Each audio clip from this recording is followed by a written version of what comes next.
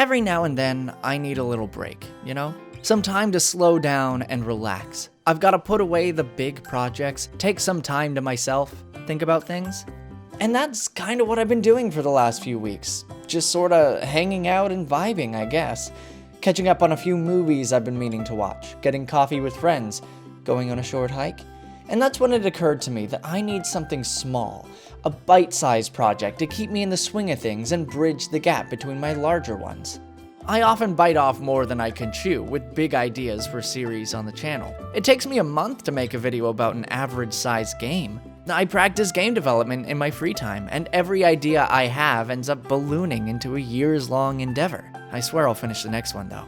But then I got thinking, not everything has to be this big thing. Sometimes it's nice to just take a step back and make something small, which just so happens to be my takeaway from a little game called A Short Hike. A Short Hike is a little exploration game about hiking up a mountain, featuring good vibes, calming ambience, and funny little guys. There's really not a lot to it. The game itself is fairly short, with a typical playthrough ranging from 1 hour to maybe 4 hours, depending on how much you want to explore. Which I do recommend, of course. This game has a lot of little hidden optional details, which is where its personality really shines through. Not exactly surprising for a game about exploration. On the surface, the goal of A Short Hike is to get Claire, the protagonist of the game, to the top of the mountain so she can have some reception on her cell phone. But honestly, I mean, let's be real here. The goal is really to just walk around, take your time, relax, and enjoy the little things. Set a new record in beach stickball, go rock climbing, jam out on the beach, catch some fish. I hate to be that critic, am I a critic, who compares a tiny indie game to a giant AAA game, but think about Breath of the Wild for a second. The goal of that game is, of course, to defeat Ganon and save Hyrule. But is that what anybody remembers about it? Really?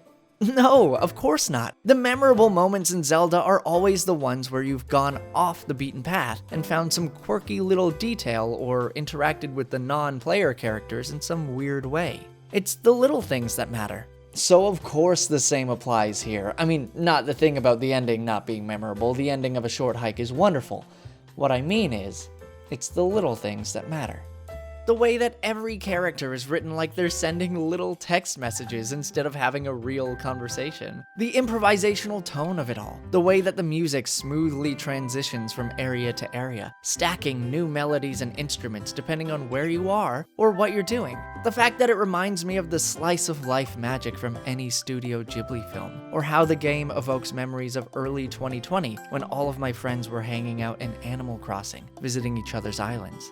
There's a lot to be loved about A Short Hike, and it all comes packed into this tiny, bite-sized package. The lasting experience and lessons learned from this game are disproportionately large compared to the size and length of the game itself. And that's a good thing. There are a lot of benefits to slowing down, just for a while. Thanks for watching.